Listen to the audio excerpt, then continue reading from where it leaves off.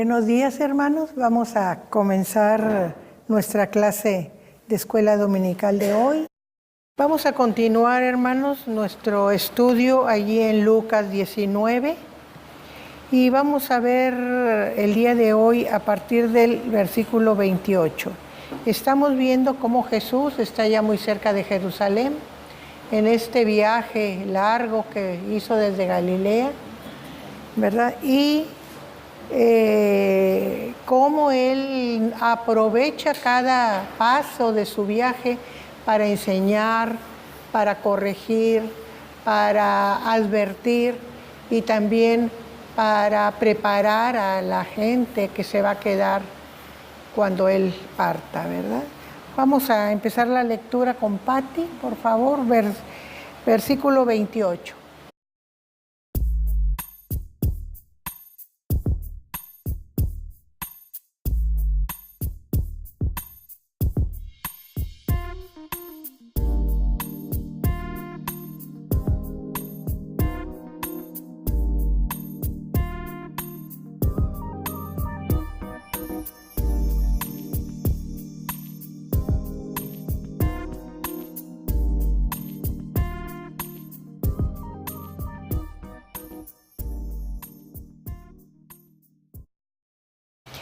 Nosotros vemos aquí, primero que todo, después de que había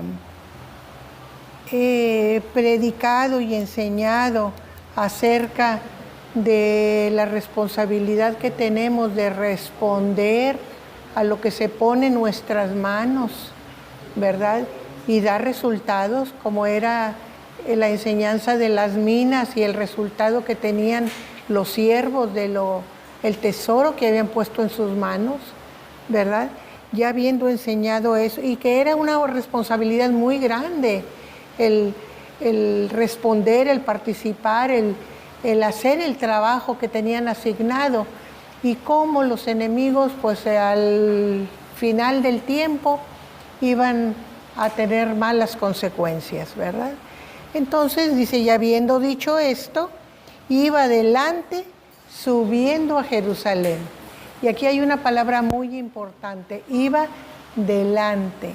Nosotros vimos en otros pasajes que decía, y los que iban delante hacían que se callara el ciego, por ejemplo, o hacían que se callaran los que llevaran los niños, pero ahora no va gente adelante, Él es el que va adelante. Quiere decir que Él lleva prisa, que Él está ansioso por llegar. Y esto pues es muy significativo, porque los discípulos estaban viéndolo a Él como el rey político, ¿verdad?, que iba a reinar, pero Jesús sabía lo que iba a Jerusalén, que iba al sufrimiento, que iba a la cruz, que iba a la condena, que iba al vituperio, y sin embargo iba apurado, iba delante de todos, ¿verdad? Y los eruditos dicen, bueno, Jesús estaba muy apurado por ir a morir por nosotros, y así nos apuramos nosotros para servir al Señor, ¿verdad? Como que no consideramos ese punto, ¿verdad? Y muchas veces, bueno, luego voy, luego lo hago. No, pastor, ahora no, estoy muy ocupada. Después, ¿verdad?, cuando nos encargan algún ministerio o algún trabajo. Pero sin embargo Jesús no era lento para ir a cumplir la misión que el Padre le había dado, ¿verdad? Iba delante de todos. Dice, y aconteció que llegando cerca de Betfagé y de Betania, al monte que se llama de los Olivos, envió a 2 de sus discípulos, diciendo. Entonces Él estaba muy cerca. Sabemos que el monte de los Olivos está enfrente de Jerusalén, separado por un arroyo, ¿verdad? Entonces, Él iba llegando ahí, a esa parte, al monte de los Olivos, pero como en todos los montes hay 2 partes, ¿verdad? Entonces, generalmente se pasa por una hondonada, y entonces tienes monte a un lado y tienes monte al otro, y dice enfrente, ¿verdad? Enfrente de donde iba, cuando estaba cerca de Betfagé y de Betania, ¿verdad? Le dijo a 2 de sus discípulos: id a la aldea de enfrente y entrar en ella. Hallaréis un pollino atado en el cual ningún hombre ha montado jamás. Desatadlo y traedlo. Entonces, como sabemos nosotros que Jesús conoce todas las cosas, Él sabía de que en aquella aldea había un pollino nuevecito de uso, vamos a decir, como cuando sacamos el carro de la agencia, que fue transportado en un transporte especial, que nadie lo ha rodado, así, ¿verdad? Comparando con el tiempo moderno, un pollino que nadie había usado. Y dijo: ahí lo van a encontrar, vayan, desátenlo y me lo traen. Si alguien les pregunta, díganle, es porque el Señor lo necesita, ¿verdad? Entonces van los discípulos, ¿verdad? Nosotros vemos aquí no nada más el conocimiento previo que Jesús tiene de todas las cosas, sino la influencia en los corazones de la gente para que no haya ningún obstáculo a lo que Él necesita. Y fíjense cómo Él fue siempre muy respetuoso de las cosas de los demás. ¿Por qué? Porque Él nunca buscó tener casa ni que le dieran, ni tener asegurado el alimento, sino sobre la marcha, ¿verdad? Pero sin embargo aquí va a tomar algo prestado, ¿verdad? No es de Él, pero sabe que hay disposición para prestárselo, ¿verdad? Seguimos con la lectura en el 32.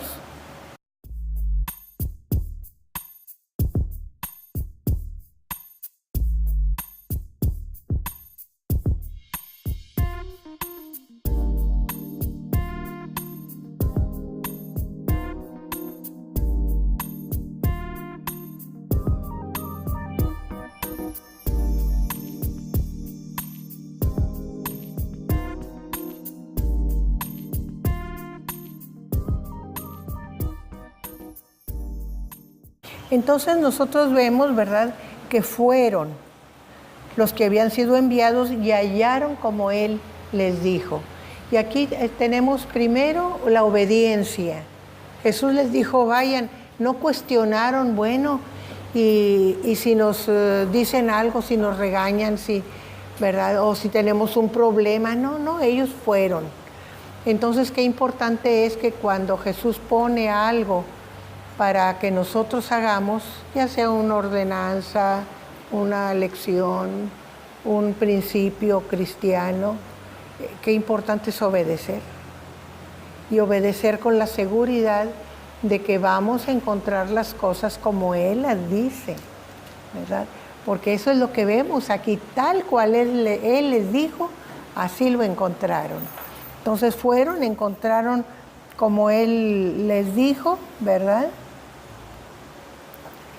Y dice, y cuando desataban el pollino, o sea, lo vieron, dijeron: este es, ¿verdad?, ahí en la aldea de enfrente, y lo empezaron a desamarrar. Entonces salen los dueños: ¿qué pasó? ¿Por qué están desatando el pollino si es nuestro, verdad? Y a ustedes no los conozco. Y entonces dicen lo que el Señor les había dicho: los estamos desatando porque el Señor lo necesita. Muy bien, está bien, no hubo problema, llévenselo, ¿verdad? Porque el Señor lo necesita. Y lo trajeron a Jesús. Y habiendo echado sus mantos sobre el pollino, subieron a Jesús encima. Y aquí nosotros vemos una disposición de los enviados. No solo fueron de buena voluntad y con agrado, con gusto, y cumplieron la labor, sino que ya que lo trajeron hicieron algo extra. Se quitaron sus mantos y lo pusieron arriba del pollino para que Jesús se sentara, no como lo dice uno a raíz, ¿verdad?, sino que fuera protegido de la piel, del sudor del animalito, de todo eso, ¿verdad? Entonces pusieron los mantos y luego ayudaron a Jesús a subir, lo subieron encima. O sea que le facilitaron las cosas, estaban todos dispuestos a servirle. Y qué bonito es que nosotros, cuando tenemos algo que sabemos que el Señor espera de nosotros, también le pongamos algo de nuestra parte, ¿verdad? Algo extra. No nada más el gusto de hacerlo y de cumplirlo, sino algo extra de nuestra parte, ¿verdad? Como aquellos hombres que de alguna manera adornaron el pollino, ¿verdad? Lo vistieron, lo pusieron elegante al ponerle sus mantos. Y hicieron que la travesía del Señor también fuera más cómoda. Seguimos con el versículo 37.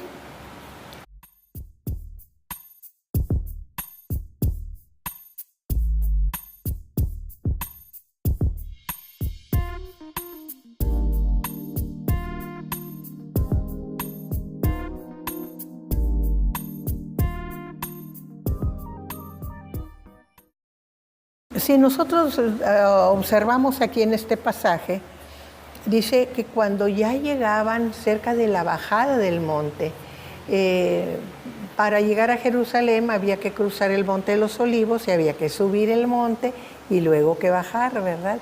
Y ya cuando iban bajando dice que los discípulos ya no, como que se sentían ya muy eufóricos. ¿Por qué? Recuerden que en la mente de ellos estaba el que Jesús fuera un rey, ¿verdad? Iba a ser un rey común, iba a ser un rey poderosísimo, porque ya todo lo que habían visto que era capaz de hacer. Entonces, ellos empezaron, como dice aquí nuestro pasaje, dice que empezaron a gozarse toda la multitud, o sea, los discípulos.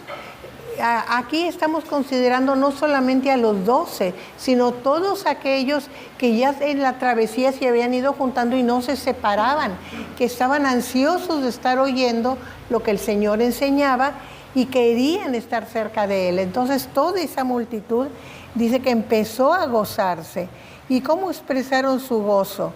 Comenzaron a alabar a Dios a grandes voces, o sea, casi lo gritaban. ¿Y qué era? ¿Cómo lo alababan? Dice, por todas las maravillas que habían visto. O sea, de todos los hechos que habían sido testigos que había hecho Jesús. Pues lo último había sido la resurrección de Lázaro, que era algo nunca visto después de 3 días, pero la alimentación de tanta gente, la curación de tanta gente, ¿verdad? De ciegos, de cojos, de mudos, de todos los que se le presentaban en el camino y que le rogaban que los curase. Entonces empezaron a alabar a Dios por todos aquellos portentos que habían visto y que de lo que eran testigos, ¿verdad? Y entonces, ¿cómo lo expresaban? Bendito el Rey. Aquí nosotros nos damos cuenta de su concepto, por qué Jesús estaba entrando en Jerusalén. Y nosotros, y eso es muy común, que sintamos que cuando Jesús entra montado en un burrito, pensemos que es un signo de humildad. Pero en el pueblo judío, los reyes entraban montados en un asno. Claro, no era un asno común, era un asno especial. Generalmente era un asno grande y blanco. El rey David así fue coronado montado en un asno, ¿verdad? ¿Por qué? Porque es un país montañoso y el animal de preferencia es un asno. No es como los romanos que usaban los caballos, pero eran generalmente caminos bien trazados los que usaban los romanos, en donde era fácil transitar. Acá no, son veredas, son senderos y luego entre la montaña. Entonces era difícil. El animal especial para un judío para viajar era el asno, ¿verdad? Nosotros cuando vemos los relatos que tenían camellos, que tenían vacas, que tenían cabras, que tenían borregas y asnos. Es lo que vemos en las descripciones del ganado que tenían, ¿verdad? Los camellos eran por viajes largos en el desierto, pero los asnos era el vehículo común del rico, ¿verdad? Entonces, este hecho Porque ¿cómo había entrado Jesús a Jerusalén siempre? Caminando. Siempre entraba caminando, iba y venía caminando, pero ahora pide el pollino. Entonces ellos se alborotan y se alegran. Al fin va a entrar como rey. Por eso lo que dicen es: bendito el rey que viene en el nombre del Señor. Dice en pasajes anteriores que tenían la mente nublada y no entendían cuando Él les hablaba de que tenía que morir, que iba a ser sacrificado, que iba a ser condenado por los escribas, por los fariseos, por los sacerdotes. ¿Y por qué no lo comprendían? Porque tenían otra idea en la cabeza. Entonces eso no lo entendían. Dice, no entendían sus palabras. Y aquí estamos viendo cómo ellos sienten que se están cumpliendo su idea que tienen en la cabeza, que Jesús va a ser el rey político, el rey de los judíos que se va a imponer sobre los romanos. Hermana. Sí, pastor. Aquí también en cuanto a la escena, hay dos cosas más que me gustaría añadir. Una de ellas es que cuando un rey entraba a una ciudad montado en un burrito, a diferencia de cuando entraba montado en un caballo, es que iba en son de paz. Cuando iba en un caballo, pues que iba en guerra, a conquistar, ¿verdad? Entonces, en este caso Jesús estaba manifestando eso, ¿verdad? Y aparte de eso era un cumplimiento, ¿verdad? Sí, de una profecía mesiánica, sí, de Zacarías, donde dice: aquí tu rey viene a ti manso, ¿verdad? Humilde, sentado en un pollino. Entonces era un cumplimiento. Jesús lo estaba haciendo estaba representando el cumplimiento de una profecía, y al mismo tiempo yo lo veo así, que estaba provocando, porque obviamente los fariseos sabían, sí, conocían las escrituras, conocían las profecías, y estaba provocándolos, ¿verdad?, a ver en ellos, en Jesús, perdón, el cumplimiento de la llegada del Mesías, cosa que ellos no aceptaban, ¿verdad? Entonces era al mismo tiempo también una provocación. Obviamente esa provocación fue llevando finalmente a su arresto y a su crucifixión.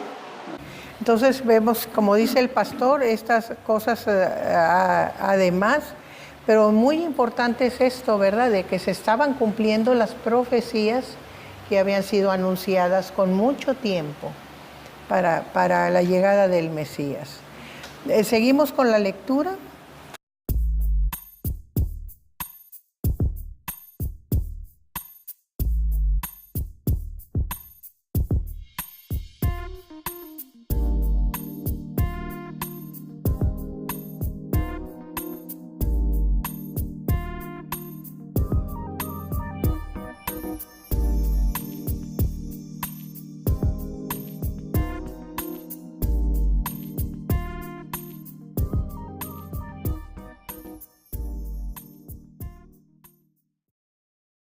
Entonces dice que cuando los fariseos que estaban entre la multitud empezaron a oír todas aquellas aclamaciones que los discípulos hacían a Jesús, les dijeron, pues, oye, ¿qué pasa? Estos se están exagerando mucho, llámales la atención, no es bueno eso de que digan cosas que no son, que vienes de parte del Señor. ¿Quién te nombró? ¿Quién te dijo? A ver, ¿verdad?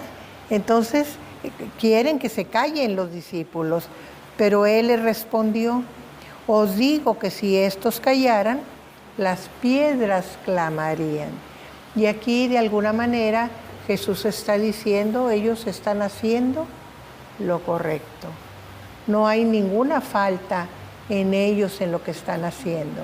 Y si ellos no aclamaran y no bendijeran a Dios por lo que ellos sienten que es correcto, las piedras clamarían.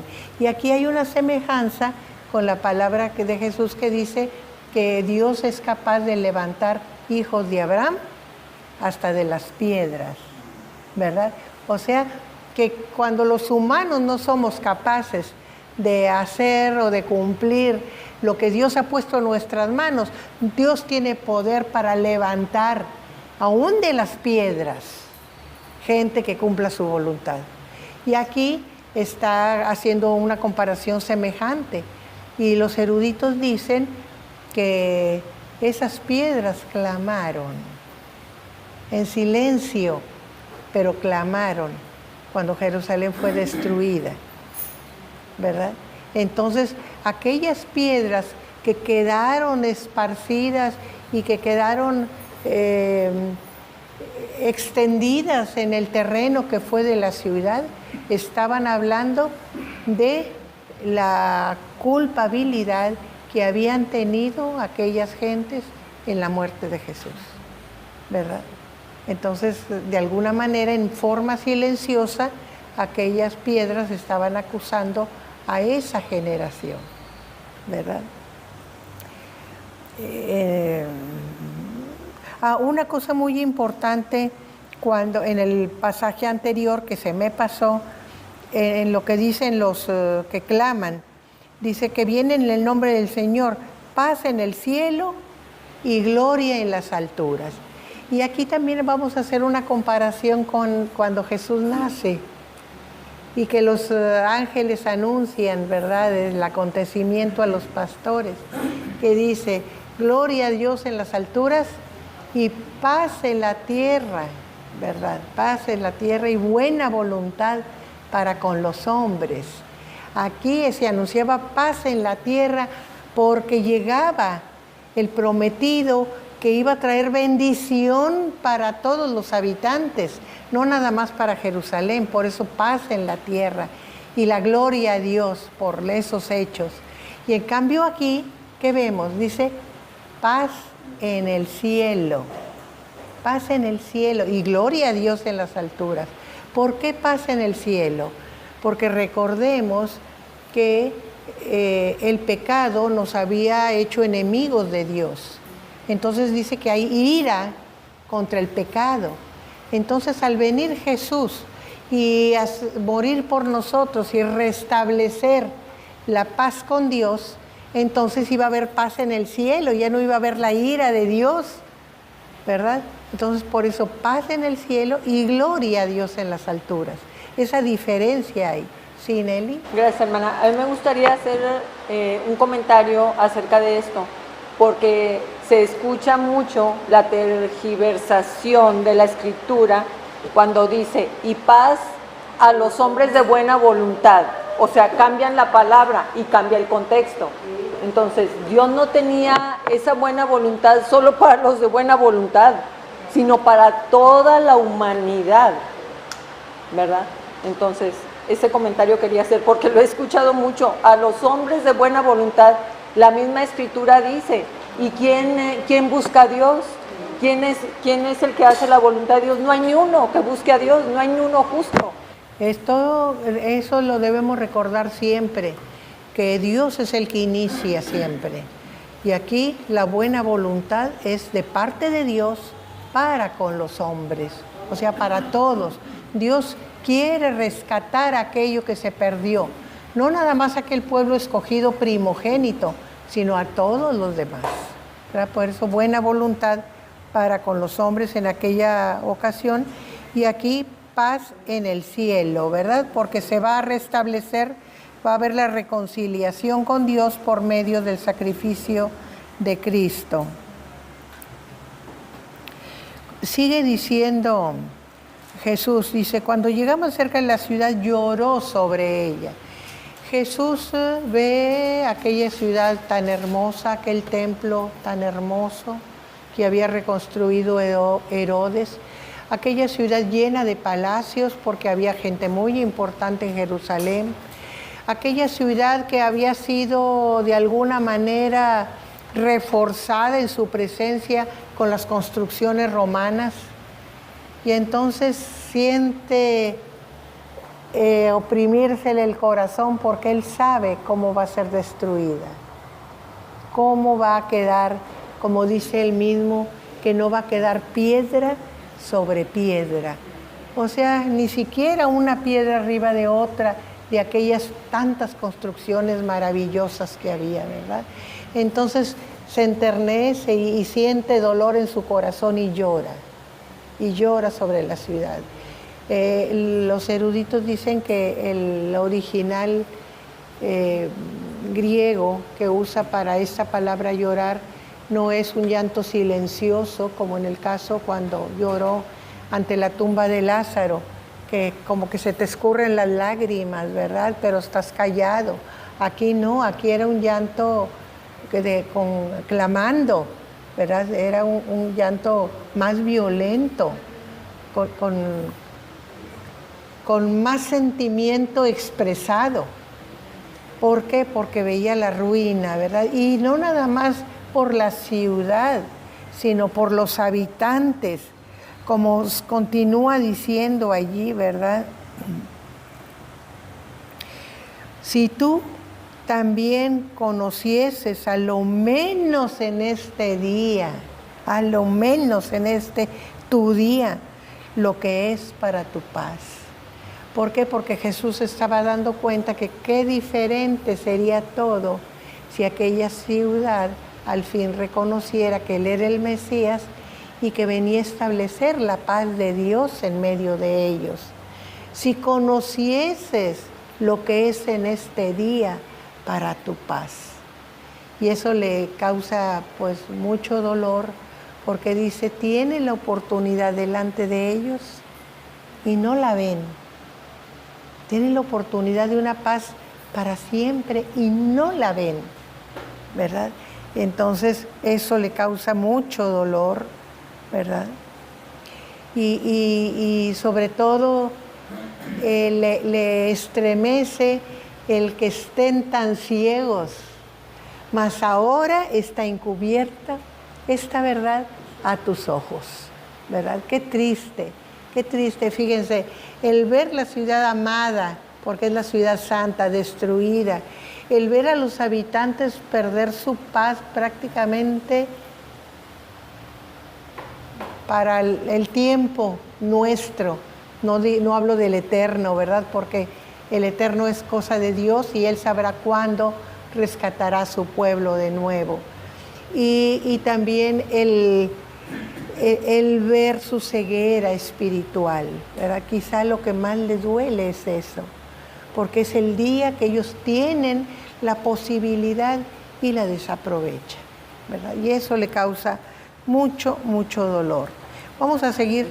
Quiero hacer un comentario. Sí, cómo no. Ahorita estoy pensando en toda la violencia que estamos viviendo. Y México se dice un país cristiano, hablando de la Iglesia Católica, ¿verdad? Que es la mayoritaria. Entonces, ¿cómo se están buscando soluciones para una paz, ¿verdad? Y se están buscando por otros caminos cuando Dios te está ofreciendo la paz. Pero esto también es un golpe para nosotros como iglesia cristiana también, que de alguna manera hacemos comentarios, digo, me incluyo, ¿verdad?, de cómo está la situación y que qué difícil y todo, aunque sabemos que oramos y todo, pero qué tremendo es cuando nos quedamos estáticos en los comentarios. Cuando la influencia de la iglesia es elemental en los tiempos de guerra, porque esta es una guerra la que estamos teniendo. Cada guerra tiene sus propias, cada ciclo y cada periodo, cada generación tiene una forma muy peculiar de la guerra. Y nosotros a veces ignoramos que estamos dentro de una guerra ahorita. Y entonces, ¿qué estamos haciendo nosotros como iglesia? Hablando del pasaje ahorita de que está oculta la paz, porque de alguna manera el velo está corrido, no ha sido corrido más bien, para que veas la oportunidad que tienes de influir en esta guerra que se está teniendo.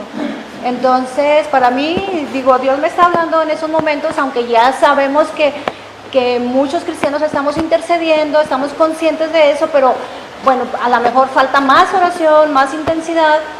No por eso estoy diciendo que Dios va a detener la guerra porque yo estoy orando, no, pero sí la influencia de la iglesia es elemental en tiempo de guerra, la acción. porque es lo que estaba haciendo Jesús al entrar. O sea, es lo mismo. O sea, Jesús ya no va a venir físicamente, ahorita no está ahorita físicamente, pero nosotros somos la representación de ese Jesús. Entonces, ¿qué estamos haciendo para influenciar a esa paz? ¿Verdad? Para que sea quitado ese velo que se tiene y decirle al mundo y decirle a nuestro Monterrey, a nuestro México, que hay una vía que nos ofrece paz, ¿verdad? Que es Jesús. Entonces se está buscando otros caminos, pero no el que deberíamos de buscar. O hablando de los políticos, hablando del gobierno, hablando de las organizaciones, y están surgiendo muchas organizaciones para solucionar esto, pero no está la iglesia, ¿verdad? Entonces, bueno, ese es el comentario. Sí, gracias, hermana Pati.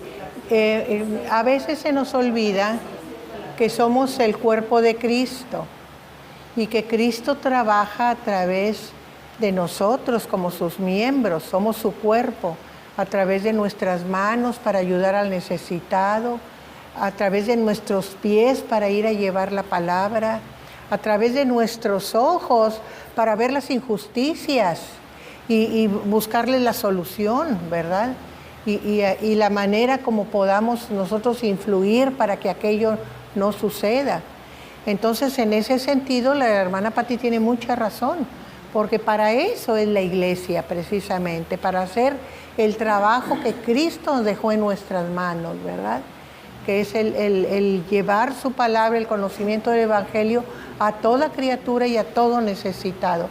El pastor... Sí, no había levantado la mano. Pero... Sí, la había levantado.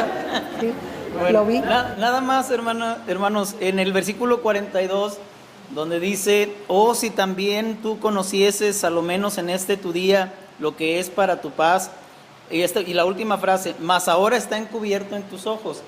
Nada más para que no os preste a confusión, porque la frase, mas ahora está encubierto de tus ojos, como que nos da a entender que alguien está encubriendo, está velando, ¿verdad? De los ojos de la gente, el reconocer a Jesús como el Mesías. Y obviamente ese alguien que podemos entender se refiere a Dios. Pero no es exactamente que Dios está... no va de acuerdo a su carácter que Dios impida que la gente crea. Al contrario, la palabra de Dios dice que Él quiere que todos vayamos hacia Él en arrepentimiento, sino más bien que nosotros conocemos a Dios en lo que Dios se revela. La palabra teología, por ejemplo, literalmente o etimológicamente es el estudio de Dios, que hasta cierto punto pues es una incongruencia, porque ¿cómo vamos a estudiar a Dios? Podemos estudiar una planta, podemos estudiar una roca, ¿verdad? Cualquier ser, pero no podemos estudiar a Dios. Pero más bien es Dios el que se nos revela, y en esa revelación nosotros le conocemos. Pero ¿a quiénes se revela Él? Él se revela a aquellos que le buscan, ¿verdad? Buscad, me dice, mientras pueda ser hallado. Aún esa búsqueda de Dios no es una iniciativa propia, personal, sino que es Dios el que pone en nosotros, el que nos mueve a buscarle. Entonces, no es que Dios esté encubriendo los ojos de la gente, sino que la gente en su misma incredulidad, aunque Dios ponga el deseo de buscarle, muchas veces la gente en su misma incredulidad no le busca. Como Faraón en el Antiguo Testamento, ¿verdad? Que también dice una frase ahí que Dios endureció su corazón, pero Dios endureció su corazón en respuesta a la dureza que había ya en el corazón de Faraón. Mostrando la dureza del Faraón. Exactamente, ya Faraón no quería dejar salir al pueblo, y Dios se encarga nada más de manifestar eso, ¿verdad? Pero no es Dios el que nos encubre o nos mantiene en incredulidad, porque eso iría en contra de lo que dice el resto de la palabra, ¿verdad? Que su carácter es o su deseo es que todos vayamos a Él en fe y en arrepentimiento. Sí, gracias, pastor. También tenemos que ver la influencia de la autoridad religiosa, ¿verdad? Yo les he comentado muchas veces que en lugar de ellos ser de Dios, se habían apropiado de Dios, ellos manejaban a Dios, entonces imponían su punto de vista sobre la gente con medidas muy drásticas, ¿verdad? Para la cultura judía, como evitarles, impedirles ir al templo. Era lo peor que le puede pasar a un judío, que no pueda ir a estar delante de Dios, ¿verdad? Entonces ellos de alguna manera también estaban impidiendo con su comportamiento y con sus reglas y con su autoridad el que el pueblo accediera a aquellas verdades que Dios estaba manifestando a través de Jesucristo, ¿verdad? Entonces vemos una influencia o una atmósfera muy compleja en este momento en que Jesús está entrando a Jerusalén. Muy bien, seguimos con el versículo 43, por favor.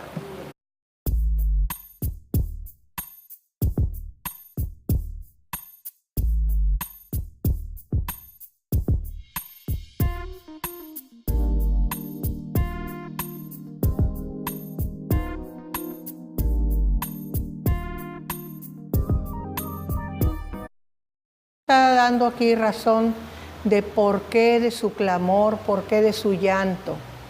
Y está diciendo, ¿verdad? Porque vendrán días sobre ti cuando tus enemigos te rodearán con vallado y te sitiarán y por todas partes te estrecharán. O sea, te van a acercar, te van a oprimir, te van a forzar de todos lados, de tal manera que no vas a tener escapatoria. Eso es lo que está diciendo.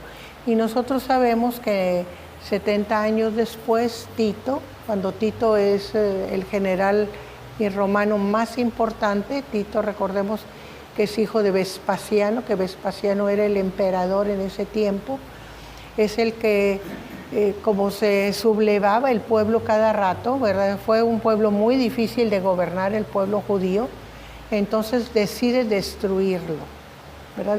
Estos no sirven para nada, vamos a acabar con ellos. Entonces sitia Jerusalén y no cede el sitio hasta que la vence la ciudad, y cuando la vence la arrasa, no deja nada, para que no haya huellas de estos rebeldes. Entonces es lo que está diciendo Jesús: te estrecharán y te derribarán a tierra y a tus hijos dentro de ti. O sea, ese es el dolor que siente Jesús, ¿verdad? Como les decía yo, no nada más aquella ciudad santa, aquel templo que era de alguna manera la presencia de Dios en medio de ellos, ¿verdad? Aquel pueblo amado, porque de alguna manera el pueblo que se había mantenido más fiel, entre comillas, a Dios era el reino de Judá. Por eso el nombre de judíos, ¿verdad? Porque era el único reino que quedaba. El de Israel ya había desaparecido. Había habitantes de las 12 tribus, pero no como país, no como reino, ¿verdad? Eran habitantes que vivían en otras regiones con otros nombres.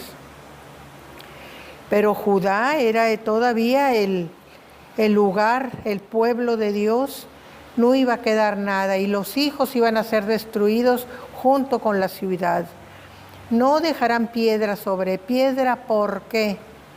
Por cuanto no conociste el tiempo de tu visitación. O sea, el resultado de esa ceguera espiritual era la destrucción de la ciudad y de sus habitantes. Nosotros sabemos que para ese tiempo los judíos fueron expulsados de Jerusalén, no se les permitió ya más vivir ahí, era prohibido que el judío viviera ahí en ese territorio, y en el año 90,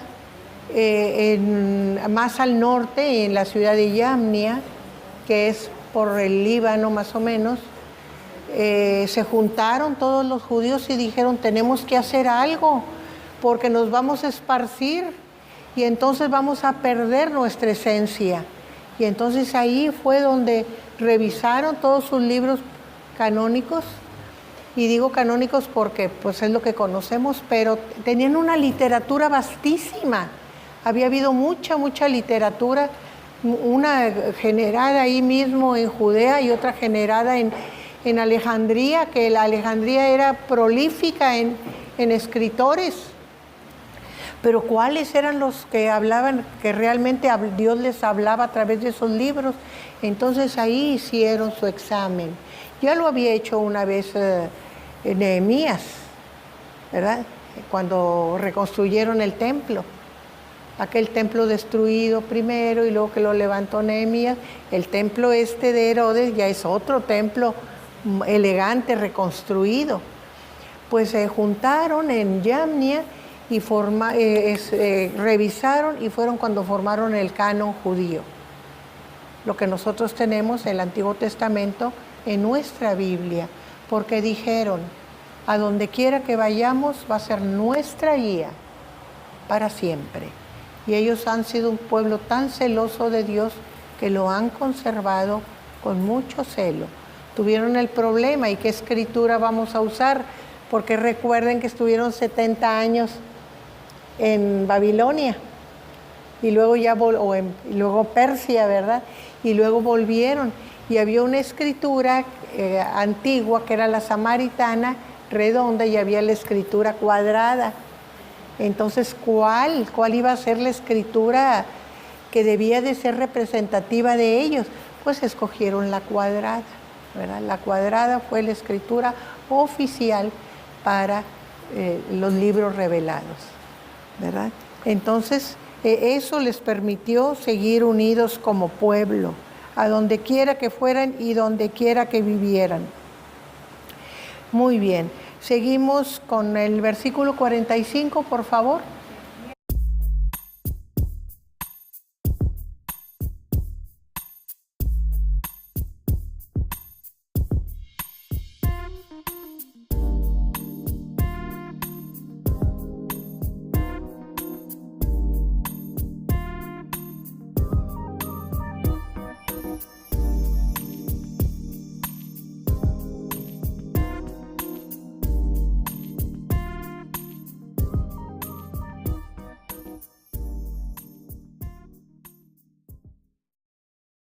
Nosotros vemos aquí, ¿verdad?, que en esa entrada triunfal de Jerusalén, ¿verdad?, él seguía completando su ministerio.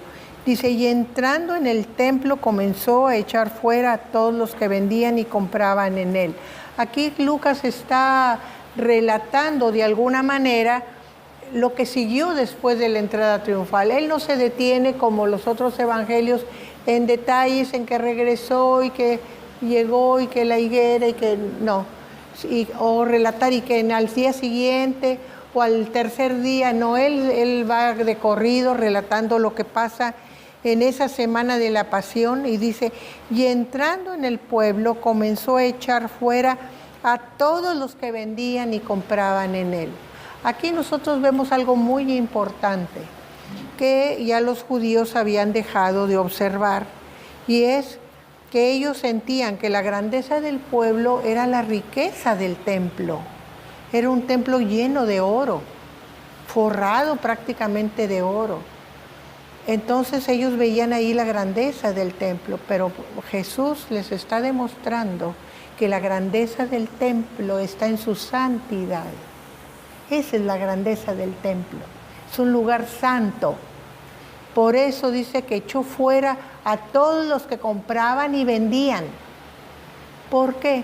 Porque se prestaban aquellas transacciones para los fraudes, para los robos. Ofrecían algo de mala calidad y lo cobraban como de primera calidad. Y eso pasa del fraude, es un robo a la persona. Entonces, por eso Jesús dice que el templo, la casa de su Padre, es casa de oración. Es casa para ir, encontrarse con Dios y buscar a Dios y hablar con Dios, que es la oración. Pero ¿qué han hecho ustedes? Dice, la han convertido en cueva de ladrones. ¿Por qué cueva? Porque en las cuevas se escondían los ladrones, para que no ser encontrados y no ser ajusticiados. En los montes siempre hay cuevas, en las montañas, y ahí se escondían para no ser encontrados. Y hace la comparación, así como los ladrones buscan un lugar donde esconderse después de sus fechorías, así ustedes usan el templo como si fuera su lugar de escondite para sus fechorías, ¿verdad? Para esconderse de sus fechorías. Y habían convertido, así como una cueva es un lugar donde se amontona todo lo robado, así usaban el templo, ¿verdad? Entonces, por eso les dice, en lugar de ser un lugar santo, un lugar de relación con el Padre por medio de la oración, ustedes lo usan para el comercio, y un comercio deshonesto, ¿verdad? Entonces es lo que Jesús les está haciendo ver. Y luego sigue diciendo que enseñaba cada día en el templo. Y fíjense la comparación. Mientras Jesús enseñaba las cosas de Dios en el templo, los principales sacerdotes, los escribas y los principales del pueblo, ¿qué hacían? Procuraban matarle. ¿Qué diferencia entre Jesús, que enseñaba, y los que debían de ser representantes de Dios, que nada más buscaban matarlo porque les hacía sombra, les estorbaba, les hacía ver lo mal que estaban, y eso no les convenía, ¿verdad? No querían dejar ese, como nos pasó a nosotros aquí con Porfirio Díaz, ¿verdad? Que no quería dejar la silla, a Machado con la silla, y entre más le buscaban que a ver por qué lado que reconocía, no, más se amachaba. Cuando cumplió 80 años, Porfirio Díaz dijo, voy a permitir que haya elecciones, va a haber elecciones. Pero a la hora de que hubiera elecciones, dijo que ya no. Y ya tenía 80 años. Hasta que lo sacaron, hubo que sacarlo de la silla, ¿verdad? Pero así estaban estos, no querían dejar el lugar de privilegio que ellos mismos se habían formado, ¿verdad? No de parte de Dios, sino ellos mismos, y de una manera equivocada. Y eso es lo que Jesús está haciéndoles ver también aquí, ¿verdad? Ahora, dice, y no hallaban aquellos principales, aquellos sacerdotes, aquellos principales del pueblo, no hallaban nada que pudieran hacerle, porque todo el pueblo estaba suspenso oyéndole. Cuando él llegaba al templo y empezaba a enseñar, no querían perderse palabra. Ahí estaban atentos para ver qué estaba diciendo, para retener todas aquellas enseñanzas que les estaba dando. Entonces no podían actuar sobre él, ¿verdad? ¿Por qué? Porque el pueblo lo sostenía. Si ellos trataban de actuar de una manera violenta, el pueblo se les echaba encima. Entonces era al mismo tiempo que Jesús estaba proveyendo para el bien espiritual del pueblo, el pueblo le servía de barrera en contra de sus enemigos, de protección. Aquellos humildes, aquellos que no eran importantes en la sociedad judía, eran su defensa, ¿verdad? Muy bien. Aquí con este versículo terminamos el capítulo 19.